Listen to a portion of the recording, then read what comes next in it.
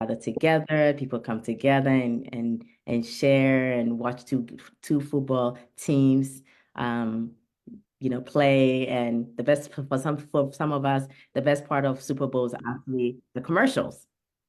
It's the commercials. So what's kind of fun and exciting. So I just want to just encourage you to just make sure that you have a time to just enjoy yourself a little bit. So good afternoon. I'm Dr. G, and this is Ask the Expert. We come together to talk about things that are pertinent and important to all of us. And today's topic is a hot topic. Oh my goodness. We were in the back room a few minutes ago, and I literally I was enjoying talking to three amazing women who are walking this journey of advocacy. So I call it your advocacy toolkit. What's in it? So I am by no means know anything about tools. I'm the pharmacist. My wonderful daughter and husband are the engineers, so they know everything about toolkits. So can you imagine when I need something simple to be fixed? I'm like, can you help me, please? So for those of you who just think that I wear many hats, there's one hat. I don't know why God just skipped that part of the brain for me. That when I look at putting tools and things together, I can look at the manual all you want. I can't figure it out. I think in a way, that's probably how it feels like raising kids. I'm like, where's the manual? There's no manual. And then above all, when you're now dealing with special ed, where is the manual? Even with the manual, you're just like, I can't make a head or tail about it. But the reality is that that's where you need help. You need to talk to other people. You need to figure out, how am I going to do this? And so the topic of, advocacy and toolkits is something that I thought would be really, really cool. So I'm going to share my screen. I'm going to attempt to share my screen here and see if I can do this. You all can see my screen, right? So I'm going to, all right, so Senna, I'm going to try to do this the correct way. All right, so I'm good. You guys can see the screen, right? So I call it your advocacy toolkit. So you have all these tools that I'm visually showing you, right? They have different utility. I think I only recognize a hammer and then maybe the nails. Anything else that's on here, I have no idea. And I bet you that's how some parents feel about really dealing with the school districts, really dealing with how to read the parental, the price. Parental Rights in Special Education. That's a document in New Jersey that some parents have heard of, don't even know what that exists and what it's intended for. And it's like your little toolkit that you're supposed to use when it comes to advocacy. So advocacy is such a big word that I'm not going to address all of it. But today's topic is really going to focus on advocacy with the schools, education. There's advocacy in other aspects of that we would do handling individuals who require extra supports. But for this parental conversation, we're going to focus on schools. So why did I pick that? Because this is a hot topic. This is the thing that burns me. When I hear that people's rights are being trampled on, I get very, very incensed and get emotional. And so I am so excited that the three of the people that I've invited to be a part of this conversation today are walking the journey. These are parents, these are moms. And why did I pick moms? Because just these are the folks in my network that I just asked the question and they said yes to me. There's plenty of people out there that you can reach out to. So we're going to have some conversations about that. And before I bring them on, I just want to remind everybody when we talk about advocacy, what's in your toolkit? We talk about advocacy is a person who publicly supports or recommends a particular cause or policy. Generally, that's Google definition. But in this case, it's really a parent that's going to help their child with autism or other special needs, access services and supports that they need. Right? A toolkit is a set of tools that you need to put together for a particular course. So purpose. So the reality is there are strategies, there are ways to support your loved ones. And that's really what we want to kind of address. So we're going to focus on the issue of IEPs. But before we get into IEPs, I want to just, in what's IEP? IEP is Individualized Education Plan. So we're going to be throwing some terminologies out there, and I just want to just make sure that before we do that, just some of those things are defined. So what is an Individualized Education Plan, right? So that's one of the key things that it's a written plan that describes in details your child's specialized education and includes measurable annual goals and short-term objectives and benchmarks. So that's a big word, it's full. So that's going to be the foundation of our conversation. So that's why I want to raise that there and make sure that we know what that is. So I'm going to, at this point, I'm going to have us share, introduce our, and let me go backwards for a minute. I'm not going to get into the IEP process. I'm going to invite our speakers to share a little bit about themselves. So today I have with me Patty Francino. Patty and I told her the other day about maybe a week and a half ago, 2 weeks ago, I'm like, she's my new best friend. We just connected, met, and already I just felt this amazing grace that this woman has when I read her bio. And I'm just like, I'm doing this program and I need you to be a part of the conversation. And she immediately said yes. So when Patty introduces herself, you'll understand why. When you meet people that are forced to be reckoned with, you meet them and you're like, yeah, she's one of them. So she's going to be sharing in a few minutes. The next person that I'm bringing on is Aderanke. You've probably seen her face before. She's been on As the Expert. She's been on our Empowerment Moment. She's one of our own in the families. And she's one of those people that I can call her last minute and to do something, she'll do it. But it's because of her passion and what she's walking and the journey that she's walking. I think she has a lot to share with us. And so I want to be able to also have her. And then this third person, she's just one of the folks that supported my goal way before she even ever thought she would even need to be a part of our family. And when the time came for her to start walking the journey, I remember seeing her. We go to church together, and I remember seeing her, and I'm like, oh, yeah, I need you to come over to my house. I need us to talk. And ever since then, I'm just so proud of how hard she's working to make sure her children get the type of supports and education that they need. And I'm just so proud of Nodedi being here today. So they're going to be introducing themselves. So I'm going to start with Patty. Patty, I want you to just introduce yourself. Senai, I want you to spotlight Patty for me so that she can introduce herself and just tell us a little bit about your journey and your walk in this arena of advocacy. Okay. I always have a very hard time when there's a spotlight on me. I like to be in the background. So 30 years this year. We have 3 amazing children, 2, 10.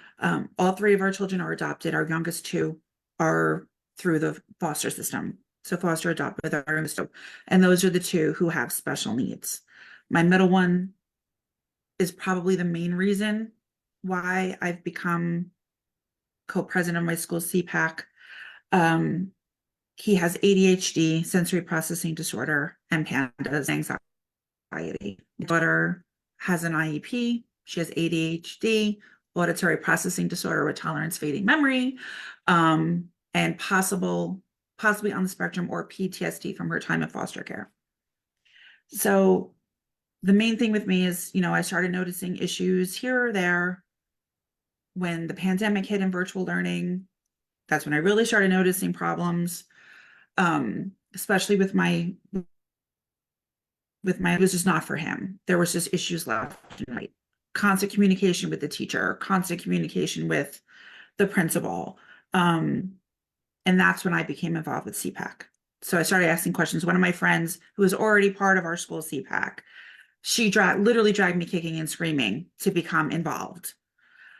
But I just started seeing all the problems and just where school's not addressing or wait and see, oh, it'll be okay. It's like, no, it's not okay. Like they're suffering. It's like, it's always having to push to the limit where you're just like, okay, like, do I need my pitchfork and my torch and storm the castle before you do something?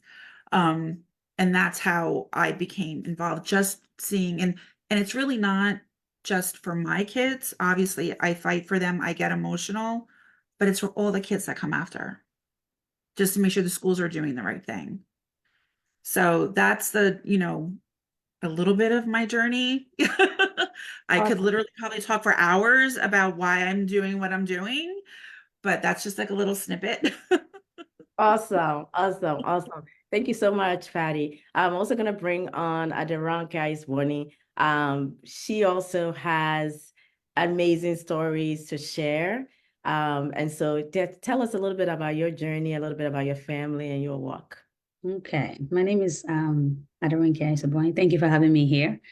I know you know you know, the most part of my journey, but I'm a mom of three. Two are on the autism spectrum.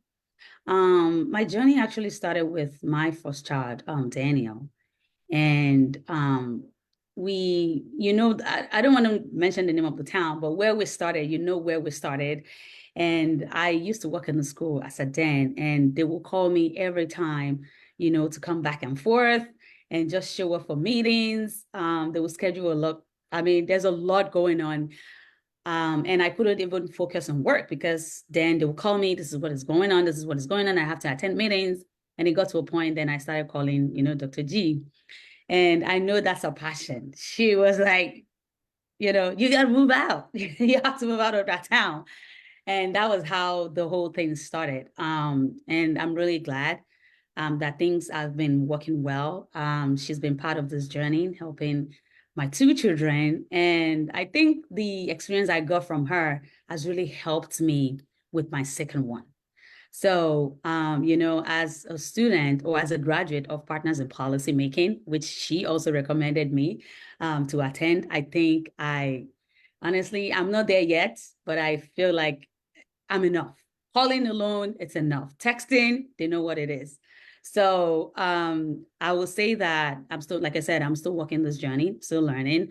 But at this point, I think I've got a good grasp, not all, of what it is to be an advocate for your child, how it is to stand your ground and not be moved either by color, by race, or anything, or your accent.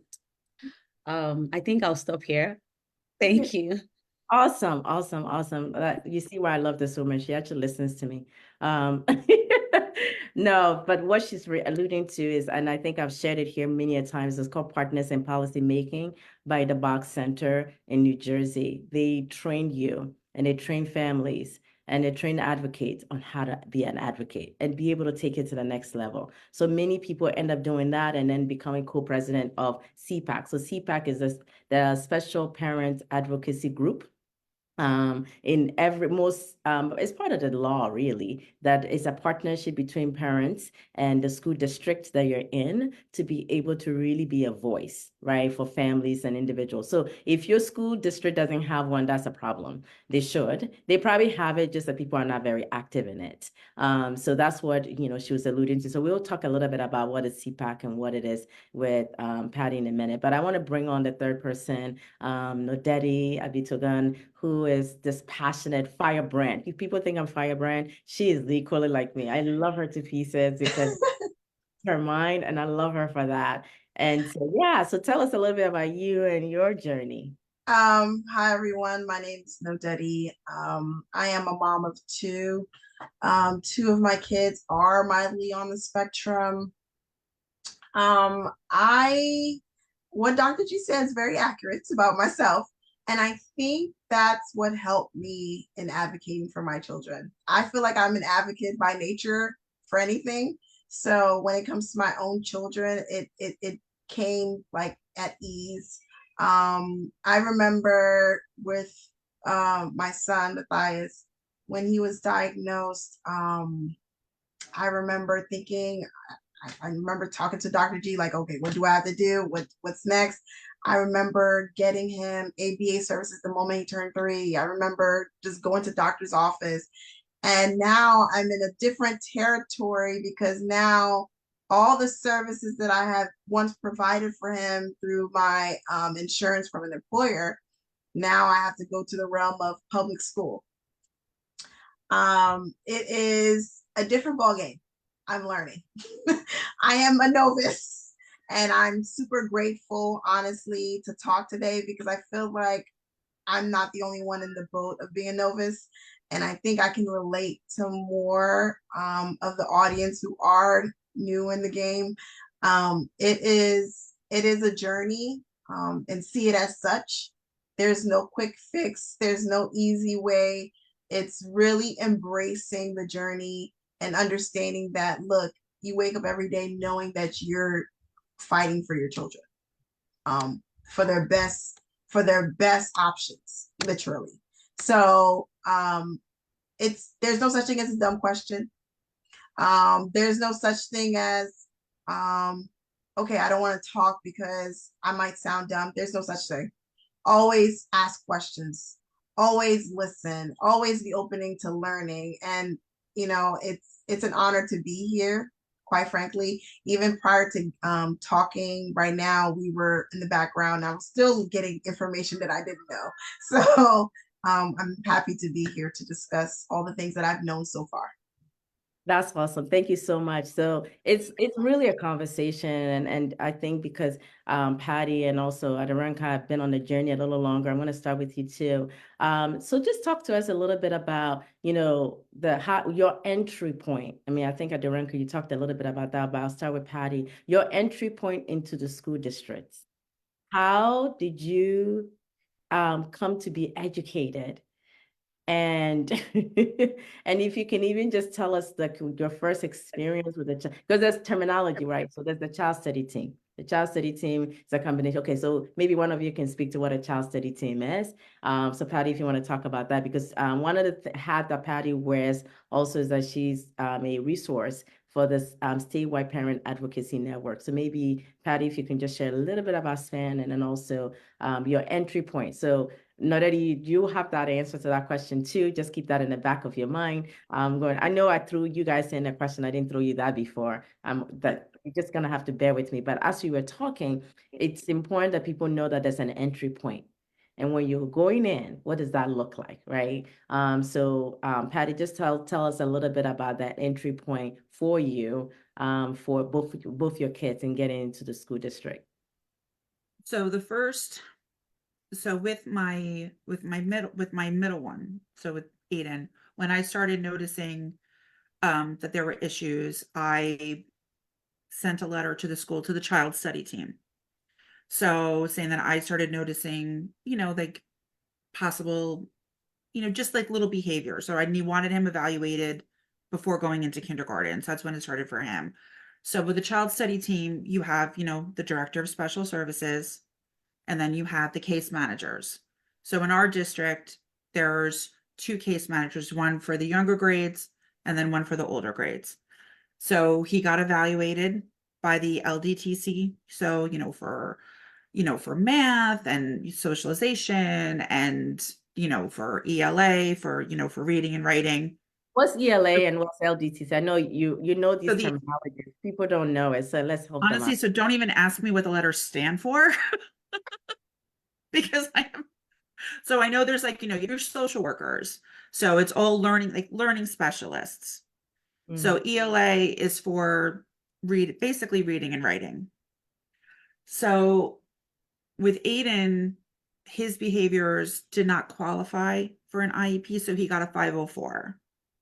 So because all of his behaviors, yes, he did have them, ADHD and sensory processing, but it didn't affect his academics. So I wasn't happy, but I accepted it and we kind of moved on. With my daughter, when she came to us, because she came through the foster system, she was already involved with early intervention. So she was automatically getting evaluated before going into kindergarten. And she got the IEP going into, because we have inclusion preschool. So she was getting all her services already in the preschool, which is great because honestly, then you don't have to pay for preschool, which is nice when they have the IEP because it helps because it's expensive. But it was just like, that fighting, those meetings, and because they're your babies and you're emotional, as you can all know, you don't understand, okay, like what is happening? And you don't know what you don't know. And a lot of times they give you that prize manual and you're like, what is this? And what does all of this mean? So all of the rights that that you have. And when your child has a 504, you don't get that. You don't get a case manager. You don't get those you know, you get those meetings once a year, but it's like you have nothing, like nothing to, you don't have anyone backing you up. And that's my biggest issue with the schools is the 504s, because that's kind of like one of those things that just sticks with me, because it honestly for me is how I got involved with CPAC, because I was so angry with what was happening with my middle one. Like my youngest is getting everything she needs and the services that she needed. My oldest, yeah, he was getting OT, occupational therapy, because he had he has dysgraphia, because he wrote like a doctor at like 6 years old. But all the emotional things that were happening that were affecting his education were not being met. So that's how I got involved with CPAC, and just asking the questions. And I'm like, okay, what do I do? And I fought and I fought and I fought. Eventually got him the IEP, but I also pulled him out of public school because they failed him horribly, and then put him in private school where he has an ISP. So, but he does have that IEP. Should I ever put him back in public school? So So, thank you so much for sharing that. And she talked about the price, which we're going to talk about. So what Patty's alluding to is that when she happens to be in a good school district, because they're good and not so good ones. Now, let me put it this way. There are levels of school districts. yes. Levels, because there's some programs that don't even give you the price. The parental rights in special education is part of the regulation that when you have a meeting, they're supposed to give you this manual that tells you what your rights are. And at a bare minimum, once a year, they're supposed to give it to you at every IEP meeting. I know And a you lot can of that meeting anytime you want, you can call, anytime. and a lot of parents don't know this, so they don't even know, they don't know about the price, the parental rights in special education, so they haven't read it. So because they haven't read it, they have no idea that they can call an IEP, which is an education, an individualized education plan. So I'll back it up a little bit before we go to Aderanke. Every child is entitled to education in America and everywhere in the world. When they are classified, meaning that it's been deemed that they need support and services, they get their education individualized. So we know that there's a curriculum, so there's an opportunity to individualize it and include related services, meaning that they may need OT, they may need additional support to ensure that they can progress and grow like every other individual. That's what an individualized education plan is. It's part of the regulation under IDEA. I'm not a lawyer. I'm not an advocate. This is all I just know from reading those little documents. And if somebody's listening out there and want to correct me, please feel free. All I'm saying is that at the barest minimum, this is what ensures that the child's education is met. What Patty was alluding to is that without that official classification, it was challenging to get the supports and services that are needed, because now the IEP is your legal document. We tell parents, this is almost like when you rent an apartment, this is your lease. If you own a home, that's your deed. That is basically what ensures that there's a partnership between the school and the parents and the child to get the supports and services that they need. This is not a conversation to bash school district at all, because we have some amazing programs out there. This is a conversation to ensure the parents understand that you're not alone. You're going through, so no matter how smart you are, you don't know what you don't know, like Patty just said. So just kind of putting some more ribbon around what she shared, so that this way, if somebody's tuning in and listening to it, they're like, okay, what the heck are they talking about? This is what that is. So I'm going to go. They really do need to give you that good cheat sheet with the terminology, because they throw those terms, those acronyms at you, and then you're like, what are you talking about? Like, what is that? Like, I don't know. Absolutely. So Adoranka, tell us a little bit about your entry point into this world of advocacy and education with the school district. Okay. Yeah, so for me, I think it actually started with Daniel. And also as a novice myself, I knew nothing about the school district. Daniel was actually, it started with early intervention as well. And gradually we moved to the school district. The IEP, I had no idea what was that. I just knew that it gave me a document. We had a meeting, we sat, and then it was placed in a school. And what I noticed is that I don't want to name the school district because I don't want people coming after me. But so what I noticed is that at that time was the place where I work is actually the school I worked at was, I think, a block away to the school where Daniel was placed. So every time they will call me for meetings, for IEP meetings, most of them wouldn't show up. They will ask me to come to school. We have a meeting, and then I will get to the school. And when they will schedule the meeting during the day, when you do not even have enough time, they will make sure that they schedule this meeting those times that I think they know that you're busy. So you wouldn't have enough time to question them. That was what happened at that time. So when I go there, oh, someone is busy, someone is in a meeting. And then I'm like, okay. So there was a particular day I called Dr. G. I don't know if she remembered. And I said, this is what was going on, with Danielle, and they keep calling me every time. And she said, well, you need to think about it and then start planning your way out of this particular school district. And as if that was not even enough, at the end of that school year, no, before the end of the school year, Daniel's teacher actually called me. And I don't know, for some reason, she just liked to chat with me. And then she called me to a corner in the classroom and said, look, this is not a school district for you and your son. And, immediately what Dr. G said to me, I think it was a week before, 2 weeks before, just jumped back. And I said, what do you mean? And she said to me that, look, there are more people than services in this town. So you might not get what you want for your child here until in fact, she actually told me specifically, you have to move down south. She mentioned the name of the town. And I said, oh my gosh. And then she said that, look, she has a grandchild with similar situation. And her daughter had to move down south so that they're able to access enough services. And I said, and I'm like, okay, now I think it's something we need to think about, to gradually transition out of that particular school district. And then moving to the new school district, which Dr. G, suggested, I felt like it was home. I felt at home with the way we were welcomed, with the way services were described. I had a better idea, working with Dr. G. You can't, look, if you work with her, you have no choice than to get it. You will get it.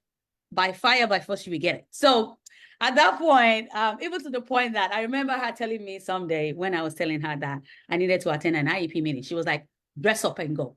What? Dress up? She's like, yes, dress up like a professional because you will be addressed the way you're dressed.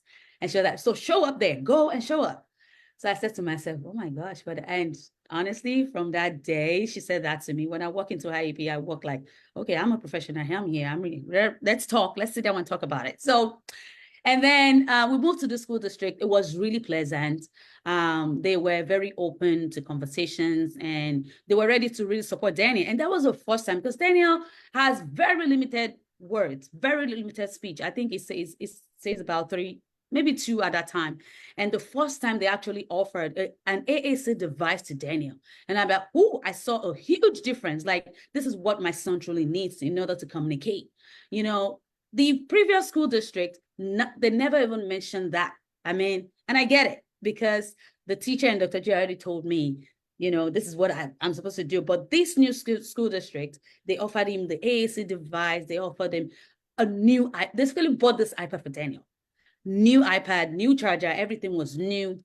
And then they told me what to do. The teacher were involved. Everyone was involved. The case manager, everyone, they were really, really helpful. And during this journey. And then I said to myself, oh, welcome to the world of advocacy. And I felt like, and then I started working in early intervention and I saw a lot of things people, parents were going through, and it breaks my heart. It breaks my heart to see families, just saying, what they were going through in their school district. And I tell them, I said, I feel like going with you, but I can't. You are your child's advocate. You do it yourself. The way you will fight for yourself when someone cheats you, you go out there and do the same for your child. You are the only one who can do it. No one is going to do it for you. So I've learned a lot on this journey and coming to Dara.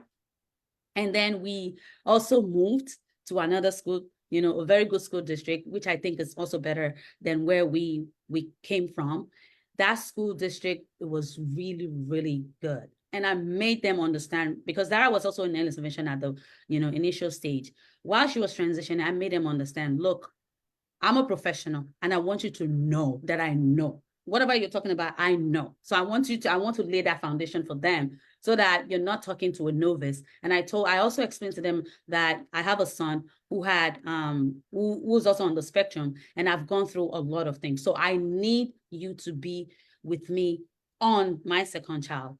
And honestly, they are very open. This is where we are currently. They are very open. Anything, they will email, they will text, they will call. They are, I would say that, I'm not saying they're perfect, but they try their best. I can tell that they're trying their best.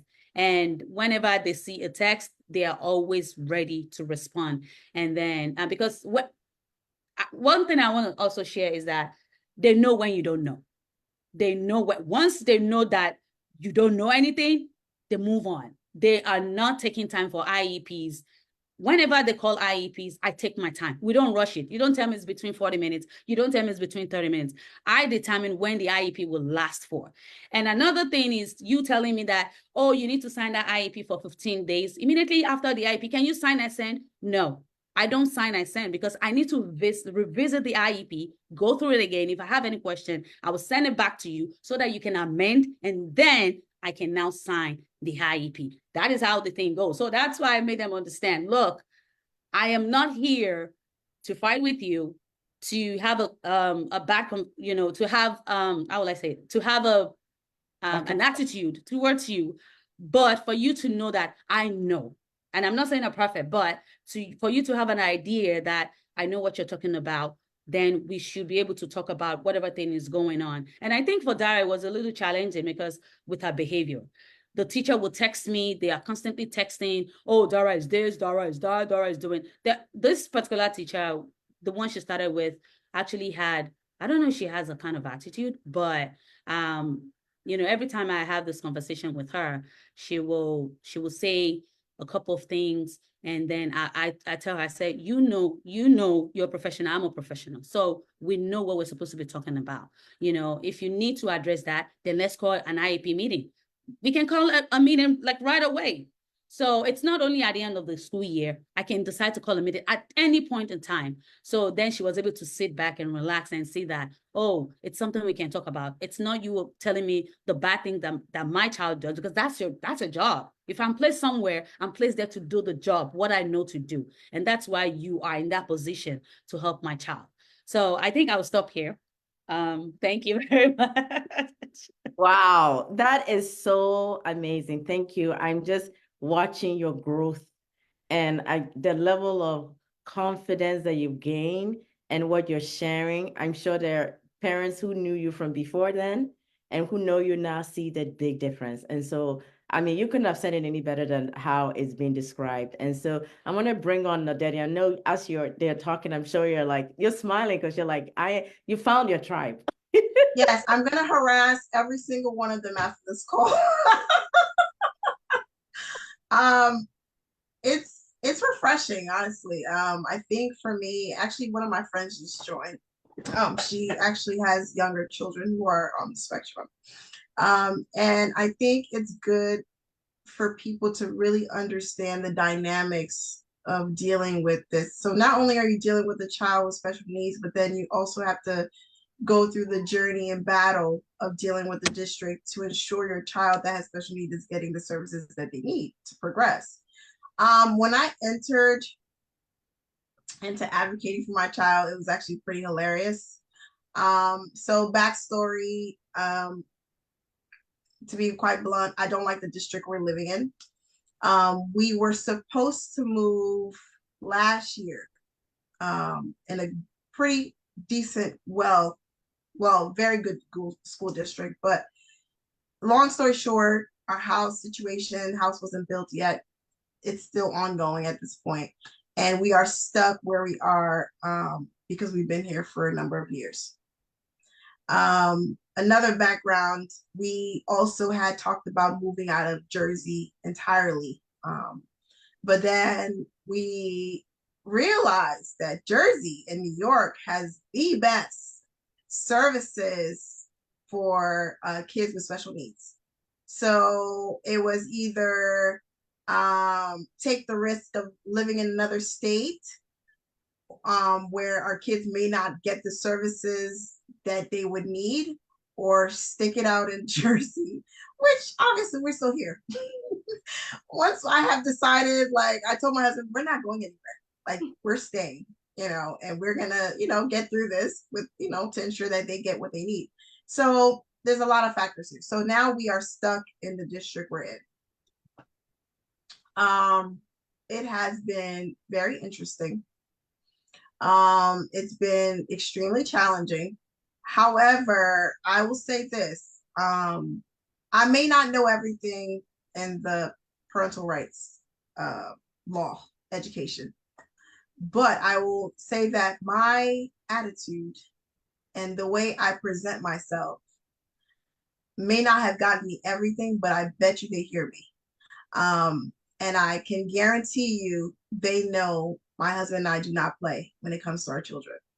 So now I'm understanding the niches, right? The little stuff that I should have known, that I should have probably addressed better. But so far, my children are getting the services that they need. However, there are some bumps into these services. I have the director of special services on speed dial on my phone. I don't even go through the school anymore. Like it's not even a conversation that we even have. I go straight to the source. I know when, so for example, my son is supposed to get, can everyone hear me? Yeah. Okay, perfect. My son is supposed to get OT.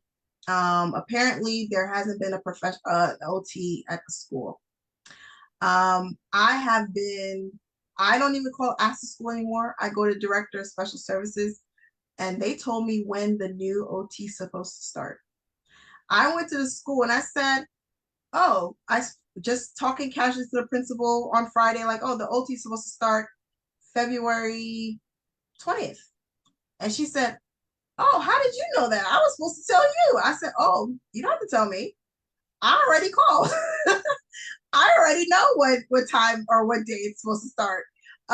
So again, if once you have the attitude that you are about your child, in a sense, once you have that attitude that no, we are involved, we do want to know what's going on, we will participate in the meeting. And also everybody knows at the school that I work from home. So anytime they have a meeting, I am going to make myself available.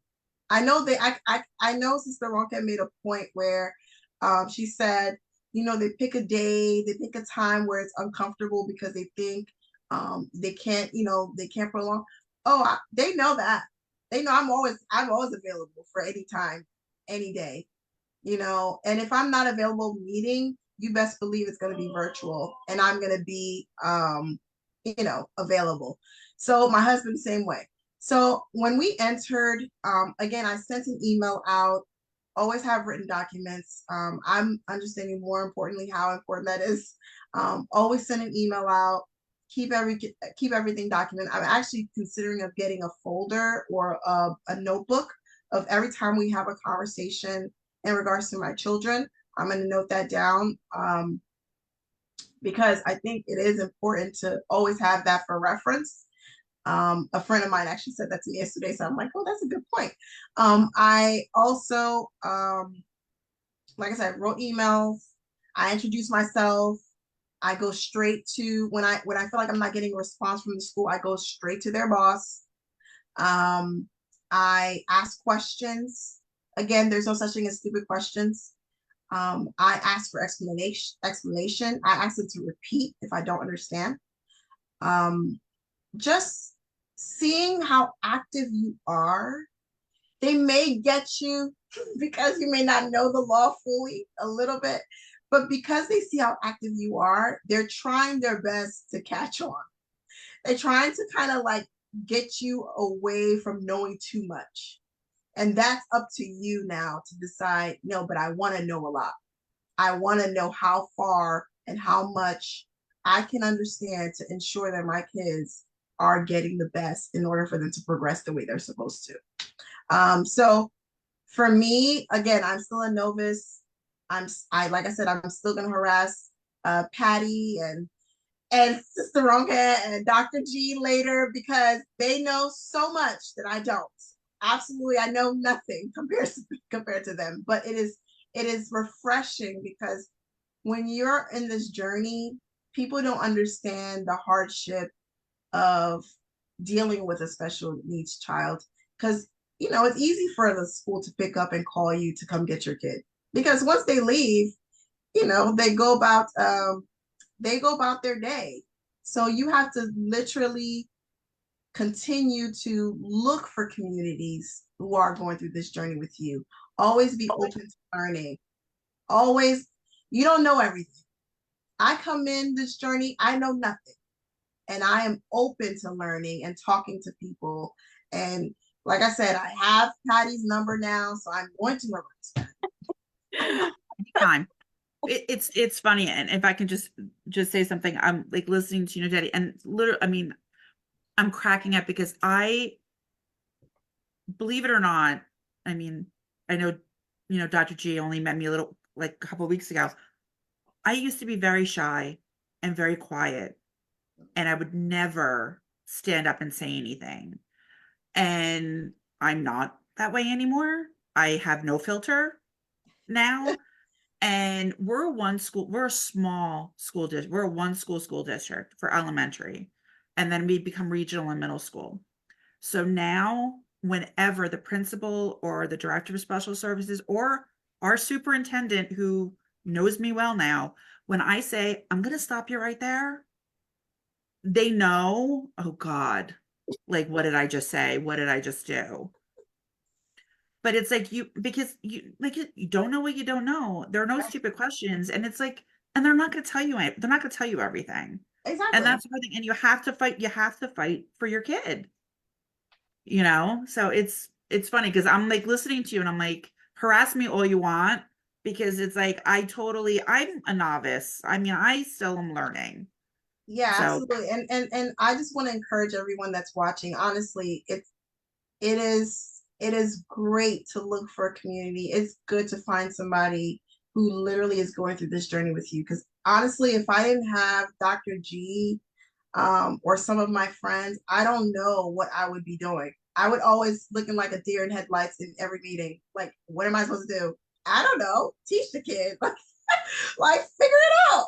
But it's good to know that, when I come in, it's one thing to be a professional just in your regular day job, but to be a professional and be a parent, and they know that you know what you know, and they cannot, twirl you around and throw you somewhere. Like it's like when I come in the room, they're like, oh Lord, what does she know? I'm scared. All right. You want to keep them on their toes. You want them to understand that you're about business when it comes to your children. So I encourage people to please join my goal, build a community or talk to other moms who are going through this journey, and your eyes will open. Literally, it's so refreshing. It's so encouraging. It's motivating.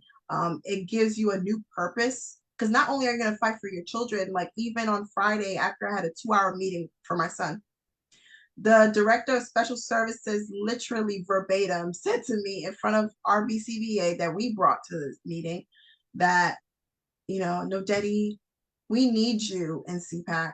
We need more parents like you. It's encouraging because now I know that this is more than just my children.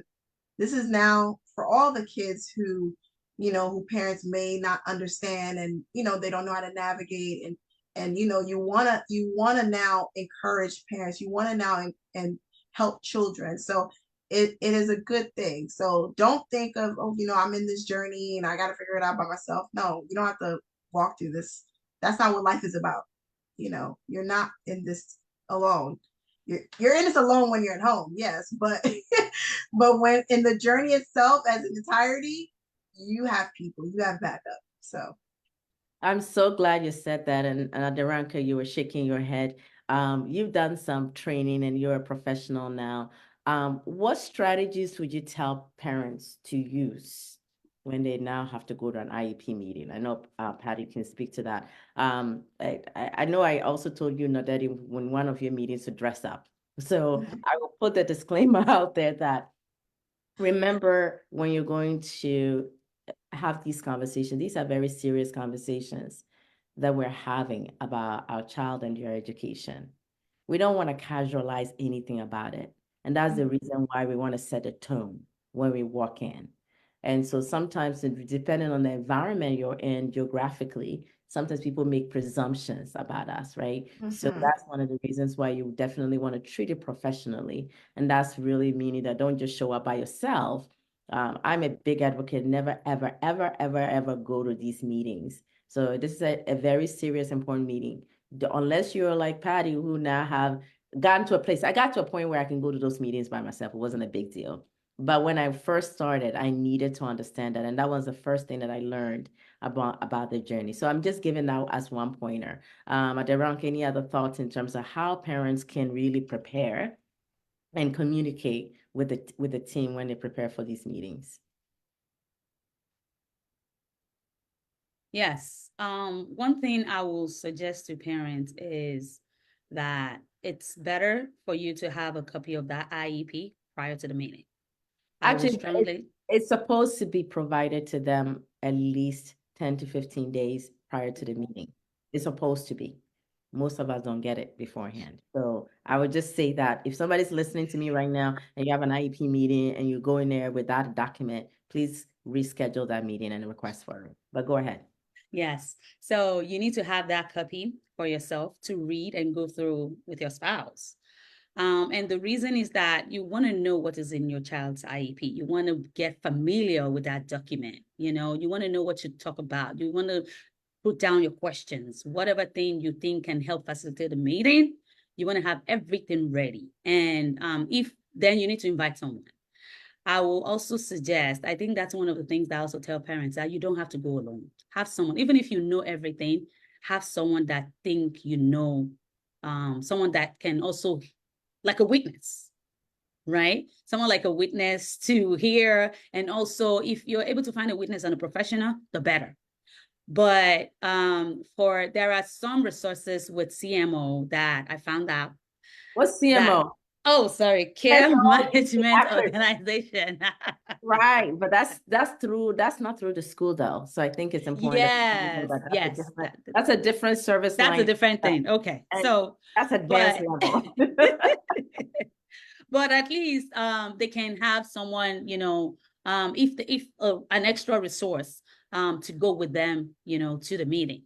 So that is something that I would strongly advise. And also, questions. I mean, we don't, no one knows it all. So I would say that everything you're not clear about, or whatever you think that your child is doing, at home, and they're not saying it in school, if you have that conversation with the teacher back and forth, you want to have everything ready for the meeting. And also the care managers, they know what to do. You don't need to tell them their job, but some don't. So you might need to call them in order and have them, if they have some documentations ready, or they have some report or some evaluations they've done. If you want to have that copy as well, so that you're able to go through everything. Like I said, it doesn't have to be 40 minutes. Sometimes they say, oh, it's prep time. Oh, somebody has to go. There's always something. But plan it in such a way that you have everything ready. You go through everything. And so if you're able to finish within that 40 minutes, 45 minutes, that's totally fine. If not, you continue until you're done. That meeting cannot end until you are able to finalize or tell them what you want for your child. Yeah. And you have something to say? Go ahead. Okay. So, but the big piece for me is, price that document that you talk about, parents don't read it. That is a fact. Parents don't read it because sometimes they don't read it because they're like, okay, I don't know what is in there. Literally, when they send emails from me, from my children's school, it's at the bottom of every email. Every time they send an email to me, it's right there. Click on it. If you don't know how to, you're not familiar with a paper document, get it online. You can easily Google and find it. That will help you to know your rights so that you're showing up at that meeting with some education. You're not going there, and someone is trying to educate you. You already educate yourself. Know research, know your rights, research, get informed. Please, as a parent, that is very, very important. And I'm not saying that you should only ask Google. That means, like we're also saying, support group. Find someone that know and someone who have similar kids like you. I think that's the best thing that you can do. Find a support group. Look, with my goal, I think that's where I got, I'm telling you, with that advocacy part in me, that aggressive part, you can't do it without, I mean, without Dr. G, you have to be on top of everything you're doing. So sorry, I had to call you out, Dr. G, but No, so it's not even about me at all. And as you guys are equally passionate, I think each one of you on this platform, and I'm so glad that Patty said she was shy before. So there's somebody out there listening. You may think, and I know Aderonke was also on the quiet side. As passionate as she's sounding now, I'm like, now I don't even have to say much anymore. If I need somebody to talk to somebody, I just call her and say, hey, could you go talk to so and so person? Before I used to do that, right? Because I felt we're a lot of very smart people. You walk into that room and you leave there feeling so crumbled. You're already emotionally feeling distraught that your child is struggling. Then you walk into a school where you expected the people who are supposed to care for your child and teach your child to not begin to make you feel like you're asking for something miraculous. It's a basic that you're entitled to, and you walk away feeling like so depleted and just and I think that's what each one of us are here. Pat, I see you out there, and I could have added you to this conversation, but in itself, because I know that you have a lot there. So I'll bring you in a minute, Pat. So hold on for a minute, because I know she's another mom that is like a warrior, ready to speak and say something. But I think what we are all saying here is this. And we didn't even scratch the surface of this conversation. I'm sitting here like, this conversation can go on for another 3 hours by itself, because there's so much that we're speaking to. And I think the bottom line is this, which is what everyone is saying. And I will ask them to also give us additional pointers, is please, please, please do not do this by yourself. I think that's really it. And then also know that you may have other children who are neurotypical who are in school. So you're not here to be fighting the school district. They actually respect and value parents who actually know the rules. They do.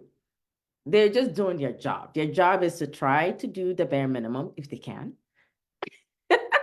It's true. If you talk to anybody, they can't. They try. That's what they do. It's called finances, y'all. It's limited resources. So the person, and that's where I love Aderonke's story. She went from the district that didn't want to give her anything. And I knew what that district was because they overloaded, which is why I said, if you can and you can afford to move, go to a place where you don't have to justify why you even need an IEP meeting in the first place, right? So she went there. By the time she got to the third town, she already knew how to really have the conversation. So they know how to have the conversation with her. That's the trend. Progression that we're talking about here, right? The progression of knowing that I need to be educated. And she talked about the parental rights and special education document. Parents out there, providers, please encourage everyone to read that document, because then it will minimize that whole interaction of aggression. It's unnecessary. The child loses because we're not able to get to the bottom of what we need to do for them because we don't know the rules. And it's, they tell you they gave it to you, but they really should encourage you to read it. So I'll get off my soapbox for a minute because this is really about you. But I wanted to make the point that it's not about me, but it's more about please, please, please connect to other resources in that way. So I didn't mean to cut you off at the wrong. I don't know if you have any other pointers you want to share, and I'll go to Patty. I asked Patty to just give us other pointers that we can consider. Okay. Yes. Lastly, I just want to share that, keep all communication records, emails, conversations, keep it. Make sure you have those documents there. Everything has to be written. If it's not written, it's not done. So we know the value of writing, having records of everything instead of having those phone conversations. It's not advisable. So I would strongly advise that you have a record of everything you know, the conversations with the teachers, with the therapists, with everything that is going on, have them ready also ahead for your IEP meetings. You know, please don't do this alone. Dr. Diep, we've stressed that enough. Don't do this alone. Thank you. Awesome. Patty, any other pointers about prepping for IEP meetings or even the communication strategies that you kind of alluded to? You know, for the I mean, so much has been covered already. You know, have that list of questions. You know, if it's your first IEP meeting, which is like if your child just had an evaluation from the child study team, talk to your pediatrician. Like if you've had your own evaluations, bring them with you. Make sure you give them to the child study team. You know, have all those recommendations with you. There are no also there's no stupid questions. If you don't understand something, stop them, ask them to repeat it and explain it. Like, okay, if you're not agreeing with me on why I think my child needs OT 3 times a week and you're recommending 2, why are you recommending 2? Or why do you think they don't deserve it? The one thing I fought for with my daughter was OG, Orton Gillingham, because she really, really struggles with her reading. And it took me out of pocket getting my own evaluations for my daughter for them to finally pay for the neuropsych eval. Because I saw my daughter wasn't progressing. And they were always like, but you know what? She's gone up 1 level. Instead of an A, she's a B. I'm like, but she should really be a D by now. But it's like, but progress is progress. But why aren't you pushing her? Because I know she can do more. So it was like me being able to do it out of pocket, which is like, I mean, and it's hard because everybody knows how expensive all these evaluations are, all these doctor appointments are. And so much of it's not covered by insurance. And you're like, why do I have to fight you on this? But it's like all those reports, bring them with you. And if you can, definitely bring somebody with you. Because just like a doctor appointment, you're gonna forget because you're so emotional, you're so worried. So if you can, bring somebody with you. You know, with SPAN, you can get a SAVA, you can get an advocate to come with you. You know, they'll do that, they'll help you because and you don't want it to be adversarial with the school. You really, really, really want to have a good relationship with them. So as hard as it is, be respectful, but also be firm. Don't be a doormat because they will, you know, they will walk all over you sometimes. It's not great, but sometimes they will. But it's hard. But having things written out beforehand, go in prepared. And if you talk to someone that day, if you're talking to your case manager, follow that up with an email. Oh, it was so great talking to you today, going over this, this, and this, because like you said, have a record of every single conversation and have a good relationship with your kids' teachers. Email the teachers, not just the child study team. Because a lot of times the teacher is the one who's going to back you up. I had that for me with my, you know, with my middle one and my youngest. The teachers were, their teachers, I would literally do anything for them because they fought for my kid. Yeah, no, absolutely. Thank you so much for that. Now, Daddy, is there anything else you want to add to? I know we're almost at the top of the hour. It went by so fast. Oh my God, this conversation. Yeah, it did. The conversation was good.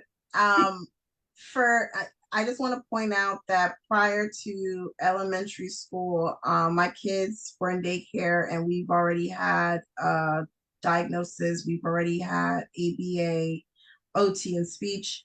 So it was easy for me to have these documentations and provide it to the CST when it was time because they didn't even argue if they needed IEP or not. I felt like they did the evaluation just because they're supposed to, but they weren't even arguing with me because I had already provided those documentations. So they weren't even hesitant to even fight me whether our children can get an IEP. So just to piggyback what Patty's saying is sometimes you have to pay for those costs in order to get your child the resources they need in public school. So like I said, because I had all these diagnoses, I mean, if you're if I'm showing up to your school and I have all these documentations, like hundreds of pages of ABA and what they've had, and I've had a whole progress report about how they're doing an ABA and OT and speech, then why would you fight me? You can't fight me that. So it's good to just come have these evaluations on your own if you can afford it. I know some insurance, so talk to your pediatrician, one, have your pediatrician write a script for you to either speech, OT, ABA. If it's ABA, then you need to go to a neurologist to get a definite diagnosis. And then once you have that, that's like the gold, once you have that, then you can now, look into speech and OT and get an evaluation. Evaluation starting off may cost you like $70, depending on the agency. And then you then present it to the school. So when you do, there is no fight. They do the evaluation, they confirm based off what you've already done that these kids need IEP. So I never had an issue with pushing back if my kids need an IEP or not, because I was already prepared and show them all the documentation needed for them to get an IEP. So like Patty said, kind of come in prepared, and let's not be going into the, my mom used to say a word to me, let's not walk a road with closed eyes. Let's open our eyes a little bit. Let's actually look for resources. Let's take the initiative, because yes, even though we are novice, I speak for myself, I am a novice, but I knew that I needed something. And I knew that I had to get to pay for something or ask somebody something to get to where I need to get to. So let's ask questions. I know some of us has different personalities. We can be shy, we can be outgoing. If you are shy, don't be shy when it comes to your kids. Open your mouth.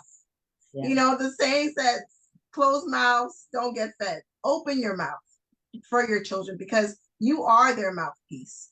Luckily for my kids, I've always had a mouthpiece, so they never had to worry. But if you are shy and you don't know how to ask, how to go about it, start talking to the teachers. Start talking to the principal. If you're not getting anything from them, go find out who the director is. Build a rapport with that person. You will start seeing things shift just for the mere fact you call and say, how are you today? How are you doing? Hey, I had a question about, Matthias OT. When are they going to get hired? What's the time frame? Just by doing that alone, kind of already had the director write down to provide an answer. So, I know this is a hard journey. It's exhausting. I would be lying to you if I say it's a piece of cake. It's not. Raising children is not a piece of cake. So now raising a child that has special needs is a whole different ballgame. So try your best. You need help, ask for help. You're tired, ask for help. You don't understand something, ask for help. Right before this call, I already was harassing Dr. G. So please, I implore all of you, it is a very hard journey, but there is light at the end of the tunnel. It's just going to take some work, so just put in the work now. If you have questions, join the My Goal WhatsApp group. Ask to be joined in, because even though I may not say much in that group, but I read every little thing that's going on. Any question somebody asks, I'm like, what if it's a question that I need to be asked, and see if I can get an answer too. Please, just let us try for the benefit of our children. And that's all I have to say. Yeah, I have Cynthia document right in here that record everything. What I will say, it's a never worry to record your IEP meeting. What I will say is that legally, you need to let the team know ahead of time before you record that you are planning to record. So when you go into a meeting, because it's legally, you want to let everybody know so they capture that. So you can request that, right? To say, hey, I want to record. Now these days, they're doing IEP meetings virtually. So that gives you an opportunity to say, hey, just because, and you can play them. I always say, I may have a little bit of a faulty memory. Don't mind me. I just need to make sure that I, accurately reflect what you said. Something like that, What? And one more thing, like also, you know, for a community, find your school CPAC. And if they don't have one, it's state mandated. New Jersey, every school is supposed to have a CPAC. Ask them why they don't have one, but like, and share your story because like it's so important to share your story. I was gonna say that it's important. Like groups like my goal is great because we're not attached to a particular district, but connecting to the people in your town who are seeing the same teachers, the same, so parent groups are so important. So I think it's really crucial to what she just said. So the CPAC, which is a special education parent advocacy groups, your schools, PTA, show up in the PTA. Why not? Because that's where you really find out, wait, by the way, where kids are supposed to be getting certain things also, right? So get involved with your school districts. I think that's really, really crucial point on that. I know we're over our time, but I wanted to ask Patricia, rather. Patricia, who's also one of our families. And she is on here. I know she turned on her camera because she's like, oh no, I know this topic is hot. So Pat, tell me your transition story, and then what one word advice would you give families out there who are going through this journey? She has a son. How old is Michael now? You're muted. You're muted. He just turned 15 in December. Just like Ronke said, I remember when Michael was in elementary school. We're still in Newark. It was two of the teachers to call me because Michael used to have a 504 plan. I didn't know what it was. I didn't know what IEP was. I didn't know anything about it until I spoke to you and I spoke to Sister Toolkit too. I think I said it before. I shared that I almost sued the school district to give Michael what he needed. It's so funny right now. We're going for IEP next week. Ronke just made a point because they will set up a date just to convenience themselves. So now that she said it, I'm thinking in my mind that as soon as I'm going to email the case manager, listen, I haven't read the paper you sent to me. I have to read it. Because I think I was telling Ronke that I'm going to send it to her. I'm going to read it because I already agreed. And when she said they're sending it to you just to make them comfortable, like you sent me something I remember I think it was on Thursday, and you want me to come to the meeting on Wednesday. I mean, give me time to read, to study, to understand what I'm reading. And what I'm going through, I'm not going to hide, is like Michael as an aide. Michael is not making it easy too for the aide. I think when they get older, they think they know everything.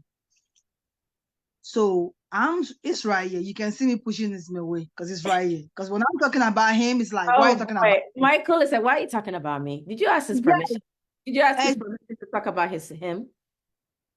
No. All right, Pat, I'm gonna put you out there because ultimately, especially when you're teenagers, you're vocal. Ultimately, he's also so Michael, you see, I got your back, right? Mom is getting ready to put your business out there like that. He's like, what's up with that? So ultimately, and I think I want to use Michael as an example there, is that, by the way, do you bring him to the IEP meeting? That was the last time we had a meeting was when he was in middle school. Okay, so but we haven't had one yet. So I'm planning on taking him the one we have in. I was gonna say it's very important, parents out there. If the meeting is not going to be disruptive at all, that individual, you're talking about a person and it's their life. You are an advocate. You are not them. If they can, bring them to them, because it's very important that we humanize this whole conversation.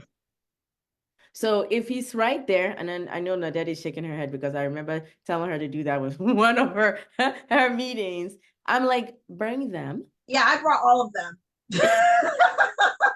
They were running around, having a good time. Like, nope, they're going to be here and they will see them. So it's very important. So yes, if there are challenges right now, I think more than ever, Patricia, to not to cut you off, but because of time, we will just say that bring Michael with you. Have the conversation beforehand. because I think it's important and prepare. And because of that, you can say, we want to prep and have a meaningful conversation so we can establish goals that could be achievable. Because remember, the IEP document has goals in it and objectives in it that's supposed to be measurable, attainable, realistic, time bound. So it's supposed to be SMART goals, right? So that this way, a year later or a few months, you can say, are we making progress? If you're using the same IEP document for the last 4 years, you have a problem. That is the reason why I'm so vocal. That's the reason why I'm just like, this conversation is necessary. It's growth. It's a lot. So Aderonke said, nothing about us without us. Absolutely. If you can, every meeting, bring the picture with you of that person if they can't physically be there. I went to an IEP training years ago, and they're like, if you have to bake them cookies. One of the things that they also said you can do is bring name tags of everybody that's going to be there so that everybody's name is being addressed. You're talking to the OT, you're talking to the speech, everybody has a name, and we're all a team. There's no I in teamwork. And you remind them that if the goals are not being progressing, then everybody has failed. If the goals, the IEP goals are the same, you just look each person in the face and say, I guess you failed at your job.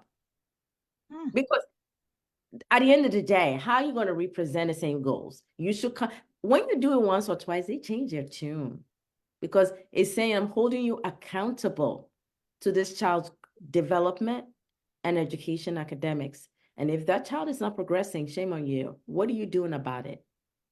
I'm here to be held accountable to make sure the child is well fed, they're prepared, they come home, they come to school prepared. I'll do my part. Your job is to educate. So for parents out there, we're going to do a part 2 because this is I too like late. that, Dr. G, because I feel like I should note that in that email, what you just said. No, I'm serious. I'm serious too. I think I'm gonna note that in that email. I think it's so important that we know that we're in partnership in providing education and training for our kids with schools. We're in partnership. And I think a lot of times the school forgets that, like, they say you're a team, like, yeah, like, but we're part of it too. Yes. And they feel like, yes, do your job, I'm doing my job, but this is my kid, see my kid, understand my kid. And that's like, sometimes I think they forget that it's not just a student number. He, she is a person. Yes. Remember that. And What if you don't have anyone to go with you? Okay, so the thing about somebody going with you is for 2 purposes. One is the person doesn't even have to know anything about IEP. Their job is there to listen because their job there to say, oh, you have a plan for an education for this individual. And we're talking about this individual. Explain it to me a little bit more. That person can ask that question because it's not you, the parent, at that point.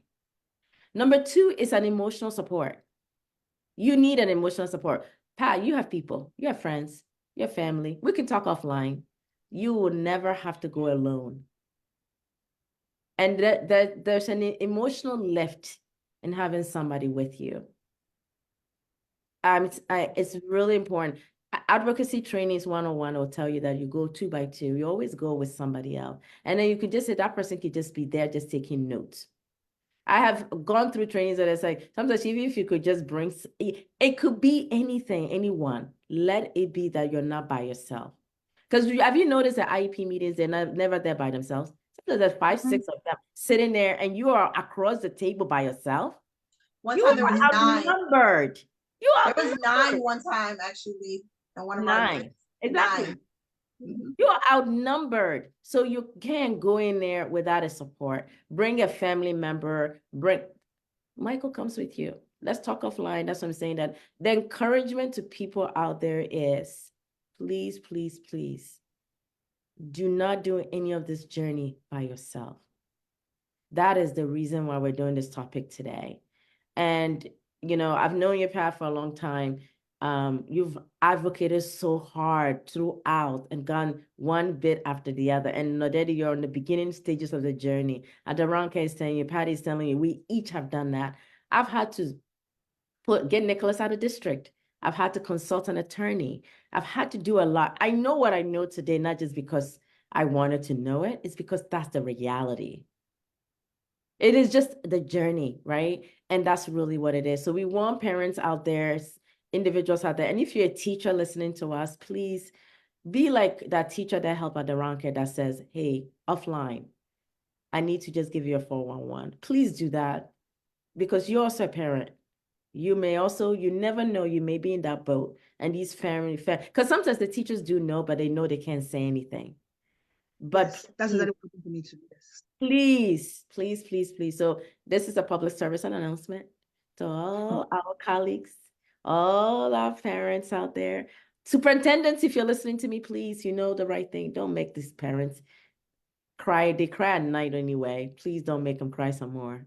So directors of special ed, you all know your job. You signed up for this job for a reason. Please, please, please work with us. We want to work with you and make this job easier for you. So I know there's a lot there, and we will do part 2 because this conversation is so good. We didn't scratch the surface. I didn't get to talk about the processes. They talk about evaluation. Do you know what the different types of evaluations there need to be? We need to break it down. And that's why today I really appreciate each one of us that are on here. And you know, because of time and it's Super Bowl Sunday, and I know folks have to go and watch the game. We need to have normal life too. But I want to say thank you to Patty for being so real. Thank you, Aderanke, for being so real. Thank you, Nodedi, for being so real. You shared a lot. There are people that are going to go back and listen in. And I think if they don't get anything at all, your passion was palpable. Your desire to see others also advocate is palpable.